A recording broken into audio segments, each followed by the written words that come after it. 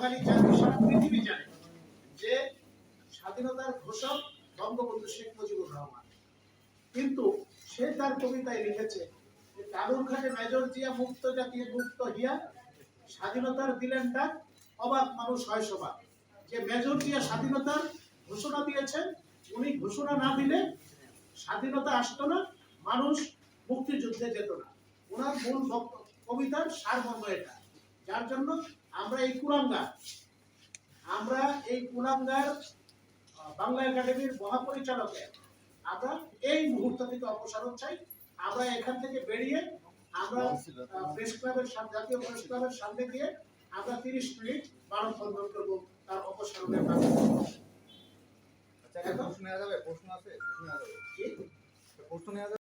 দৃষ্টিতে যখন আসছে তখনই আমি প্রেসের মুখোমুখি হলাম, আপনাদের প্রেসের মুখোমুখি। আমার দৃষ্টিতে আসে না।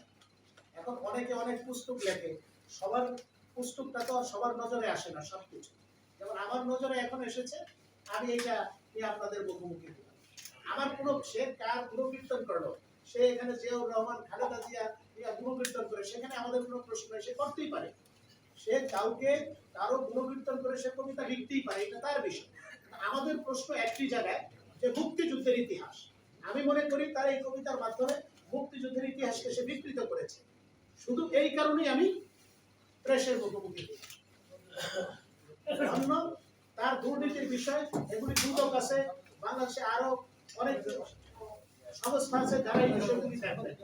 আমাদের মূল বক্তব্য হলো যে মুক্তিযুদ্ধের ইতিহাস। আমি ভাই আমার বক্তব্য, আমরা এখন প্রেস ক্লাবে যাবো, আমরা ওখানে 30 মিনিট দাঁড়াবো। আমাদের মূল বিষয় যে আমরা তাকে অনেকভাবে বলি, কিন্তু বাংলা একাডেমির মতো একটা জায়গায় তার মতো লোক এই কবিতা লেখার পরে বা এই ধরনের ইয়ের পরে তার থাকা উচিত বলে আমরা মনে করি। আমরা যার জন্য তার অপসারণ দাবি করি।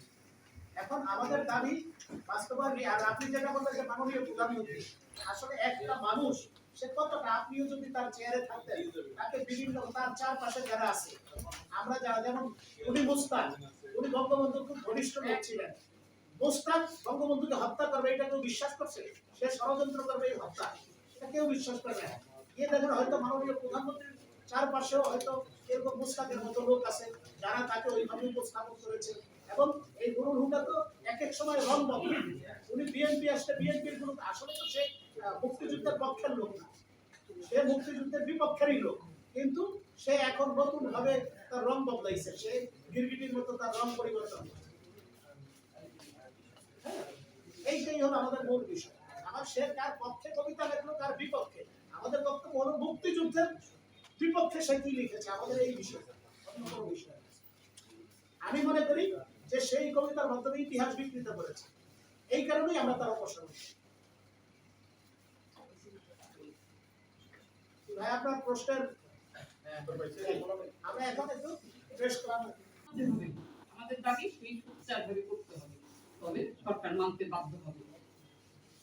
হ্যাঁ, আমরা ভোলাভাইয়ের কথা হলে এক মুহূর্তে সেই কথা আমারও, যখন সে বসছে, যখন সে সব অপকর্ম শুরু করেছে, তখন থেকে আমার দাবি ছিল এক মুহূর্তের জন্য আমরা তাকে আর দেখতে চাই না।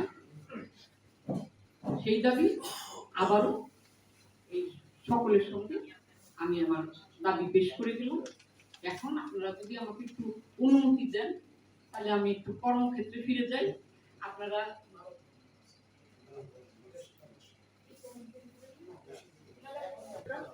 আমাদের সে কার পক্ষে লেখলো বিপক্ষে লেখলো সেটা বিষয় না। আমাদের বিষয় হলো যেহেতু সে মুক্তিযুদ্ধের ইতিহাস বিকৃত করে যে লেখাটা লিখেছে, আমরা এই কারণেই তার অপসারণ চাই। কারণ